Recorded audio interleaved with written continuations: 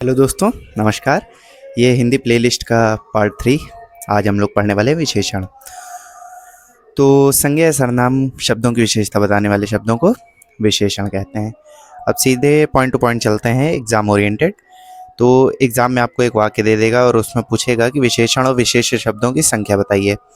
तो विशेष्य क्या होता है कि आप वाक्य में देखिए संज्ञा या सर्वनाम। देखिए, विशेषण जो होता है वो होता है संज्ञा या सर्वनाम की विशेषता बताने वाले शब्द, और जिन शब्दों की वह विशेषता बता रहा है वो हो जाते हैं आपके विशेष्य। इनडायरेक्टली क्या है, आपसे पूछना क्या चाह रहा है कि वाक्य में संज्ञा या सर्वनाम बताइए, वही हो जाते हैं आपके विशेष्य। इसके बाद अगला प्रश्न पूछ लेता है प्रविशेषण, है ना। प्रविशेषण की संख्या बताइए या इस वाक्य में प्रविशेषण बताइए। तो प्रविशेषण क्या होता है, जो विशेषण शब्दों की भी विशेषता बताए। मतलब इनडायरेक्टली प्रविशेषण होता है एक्सटेंट, कोई शब्द जोड़ देगा उसमें। एक्सटेंट मतलब किस हद तक, है ना। इस तरीके के शब्द जोड़ देगा। जैसे राम काला है, राम बहुते काला है। तो यहाँ बहुत क्या हो गया, ये हो गया काले की विशेषता बता रहा है, बहुत काला। वह छोटा है, वह बहुत छोटा है।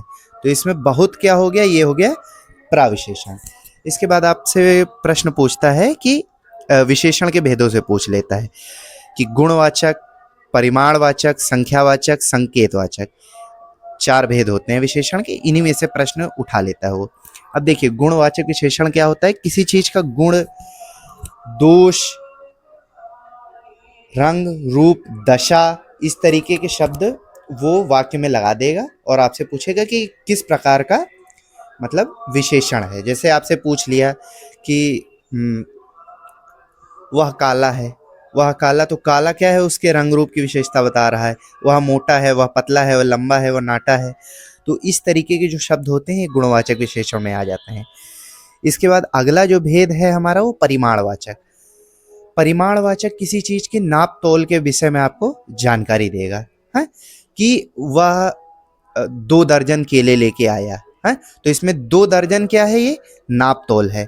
अब इसमें संख्यावाचक में आप कंफ्यूज मत हो जाइएगा, क्योंकि संख्यावाचक में सीधे सीधे आपको गिनती दे देगा कि दर्जन तो हो गया हमारा नाप तोल का, है ना। लेकिन हम कहते हैं वहां पे 12 लड़के खड़े हैं, तो 12 लड़के क्या हो गया, 12 इसमें क्या हो गया, ये संख्या बता रहा है। अब इन दोनों के भी 2-2 भेद होते हैं, निश्चित संख्यावाचक, अनिश्चित संख्यावाचक, निश्चित परिमाणवाचक, अनिश्चित परिमाणवाचक। तो निश्चित में क्या होगा, वहां पे एक एग्जैक्ट नंबर दे के आपसे कह देगा कि ये इस तरह है। देखिए, जैसे उसने कह दिया कि 4 किलो सेब दे दो, तो इसमें 4 किलो क्या है, ये हमने परिमाण बता दिया निश्चित।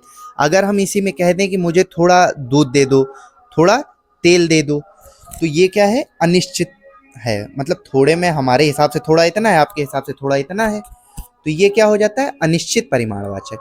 अब इसी में निश्चित संख्यावाचक, अनिश्चित संख्यावाचक में कह दें कि 4 लड़के वहां से आ रहे हैं, तो 4 लड़के क्या हो गया, 4 यहाँ पे निश्चित संख्या मैंने बता दी। और अगर मैं कह दूं कुछ लड़के द्वार पे खड़े हैं, तो कुछ क्या हो गया, यहाँ पे अनिश्चित संख्या मैंने बता दी।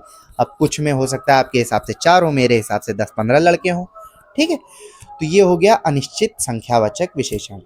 इसके बाद हम आ जाते हैं संकेतवाचक, या इसी को कहते हैं सार्वनामिक विशेषण।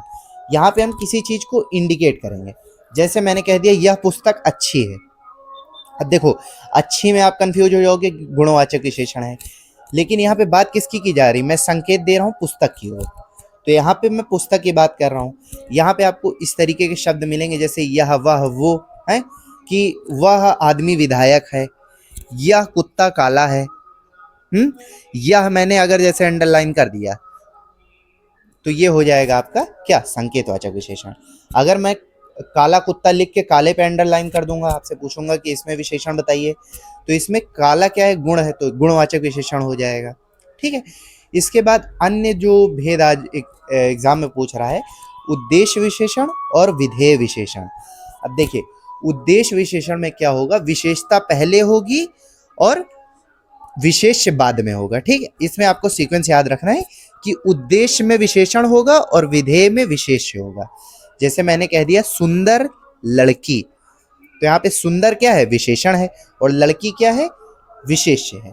तो सुंदर लड़की में सुंदर हो गया, ये हो गया हमारा उद्देश्य विशेषण। अगर इसी में मैं आ जाता हूँ विधेय विशेषण में, तो इसी वाक्य को यदि मैं बताना चाहूँ तो लड़की सुंदर है, ठीक है। लड़की हो गई हमारी विशेष्य, सुंदर हो गया विशेषण। तो इसमें ऑर्डर आपको याद रखना है कि विशेष्य पहले होगा और विशेषण बाद में होगा। तो ये हो जाता है हमारा विधेय विशेषण, ठीक है। और अगर आपको वीडियो थोड़ी भी हेल्पफुल लगी तो इस चैनल को सब्सक्राइब करें और एक लाइक छोड़ें। और अगर आपका कोई प्रश्न है तो कमेंट सेक्शन में ड्रॉप करें। धन्यवाद दोस्तों।